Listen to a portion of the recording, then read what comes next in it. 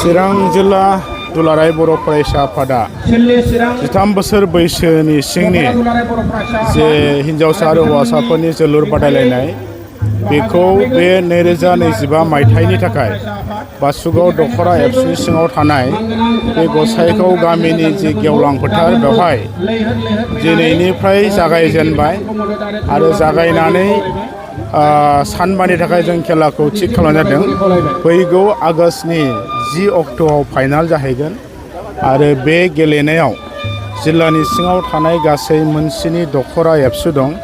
बिथांमोना मोनसे टीम लानानै बाहागो लागोन आरो बे गेलेनायनिफ्राय जोङो मोनसे गोख्रों जिल्ला टीम जों सेलेक्ट खालामनानै मिरु दुलाराय बर' फरायसा आफादा जेब्लानाखि सेप्तेम्बर अक्ट'बरनि गेजेराव बिथांमोना बे एखे खेलाखौ बानजायगोन अब्ला जों बेवहाय बाहागो लाहैनाय जागोन।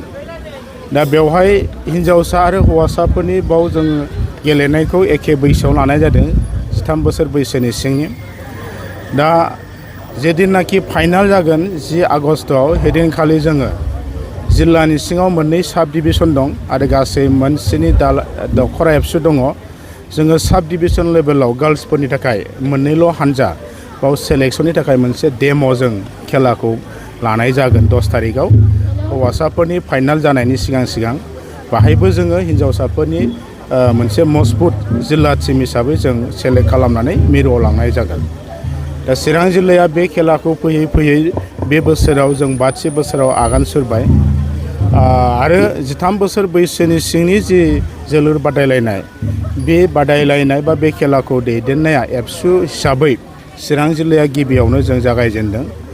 चिरां जिल्लानि उनावहाय मिरु एबसुआव खेलानि जि माखासे सिगनिफिकेन्स बा जोंनि इयुन जोलै फिउचार जेनेरेसनफोरनि जे केरियारनि बाथ्रा, बिथांमोननि आखल आखुनि बाथ्रा, बिथांमोननि लाइफनि बाथ्रा गासै बिथिंखौ नोजोर होनानै गोनांथि दं होननानै दिनै मिरुआवनो बेखौ लानाय जाबाय। फर्मेलि मोनसे अर्गेनाइज मोनसे प्लेटफर्मखौ खालामनाय जाबाय आरो बेयाव चिरां जिल्लायाबो मैखोमै बाहागो लाबाय थानाय जादों।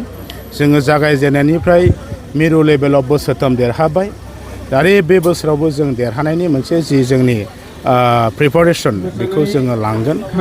जोङो चिरां जिल्ला एबसुआ आसा खालामदों जे जोंनि समाजखौ दानांगौबा जोंनि इयुन जोलै हान्जाफोरखौ जोङो बिथांमोननि लाइफखौ इस्टाब्लिश खालामनांगौबा केरियारखौ जों इनस्योर खालामनांगौबा केबल एबसुआ बा गुबुन जों दैदेनगिरिफ्रा समाजा लुबैनानैल'जों जानाय नङा आरो लुबैनायखौ लानानै खुगाजोंल' जोङो बुंबाय थाबा जानाय नङा। बिथांमोननो जों सঠিक बा मोनसे राइट प्लेटफर्म होनांगोन। जों मा लुबैयो बिथांमोनखौ बे प्लेटफर्म बे परिबेसखौ होनानै जों फाउन्डेसन लेभेलनिफ्राय केयार खालामनो रोङोबा जायखिजाया लाइनावनो बै जोंनि इयुन जोलै हान्जानि जि मोनसे केरियार बेखौ थिक खालामनायनि बाथ्रा, बिथांमोननि लाइफखौ जोङो इस्टाब्लिश खालामनायनि बाथ्रा बेजोंसो जोङो रोखा खालामनो हागोन। आरो जाथि नाङैनो बेबायदि मोनसे सिन्ताधाराखौ लानानै रेस्टलेस जों जुदि खामानि मावबाय थायोबा आनकमप्रमाइज मोनसे मेन्टेलिटिजों जों बयबो समाजा गार्जेना आफादफोरा सिन्था खालामोबा बिनि गेजेरजोंसो बड'फानि जि सिमां बर'खौ बुहुमाव गेरेमसा माहारि दानाय बे बाथ्राया थाबैनो जाफुंगोन जोंहा मोनसे फोथायनाय दं। दा बेनिखायनो गासै बाथ्राखौ जोङो बुजिजोबनानै जिल्ला एबसुआ बड'फा मिशन फर सास्टेनेबल चेन्ज बिनि आन्दाराव दिनै फाउन्डेसन लेभेलाव गथ'फोरनि थाखाय इयुननि थाखाय सोलोंथाइ बिथिङावबो जों गोबां हाबाफारि मावदों। केरियारनि बाथ्रा, मटिभेसननि बाथ्रा, आखल आखु दानायनि बाथ्रा, गेलेनाय आयदायावबो दिनै नोंथांमोना नुबाय फुटबलनि बाथ्रा, कालचार ट्रेडिसन कालचारनि सायावबो नुबाय, हाबा मावनाय जोंनि थांनानै थानाय जि इक'नमिक बेखौ जोङो लांनांगौनि थाखायबो इन्टारप्रेनियर लाइनाव गोबां बिथिं एबसुआ सम आरो थासारिजों जोङो खामानिखौ मावबाय थानाय जादों।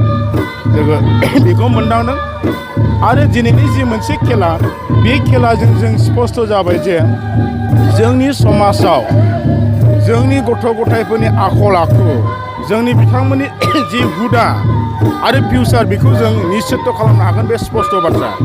मानोना दिनै गथ'फ्रा मोजां मोनसे राइट ट्रेकआव प्लेटफर्माव दिनै समखौ नस्थ' खालामाखै इउज खालामफैदों बल गेलेफैदों बिथांमोना फोथाराव थाङाखै आड्डा मारियाखै बल गेलेफैदों जोंनि लाइमोनफोरा दिनै हारिमुनि ट्रेडिसनेल कालचारनि सायाव सोलोंदों समायखौ मिसइउज खालामाखै सोलोंथाइनि फारसे सोलोंदों गरम बोथोराव जोङो कचिं क्लास होदों 9-10आव एम इ स्कुलाव एल पि स्कुलाव जों खुनु जोंनि इयुन जोंनि गथ' गथाय जेनेरेसनखौ जाहाथे लाइफ दानायनि थाखाय भबिसतनि थाखाय बे बेसेन गोसा समखौ नस्थ' खालामा बिथांमोनखौ राइट ट्रेकआवनो राइट प्लेटफर्मावनो दोननानै जोङो सिगां फारसे आवगायलांनायनि जि सिन्ताधारा बेखौ दुलाराय बर' फरायसाफ्रा दिनै गोख्रोङै जों नोजोर होबाय थानाय जादों।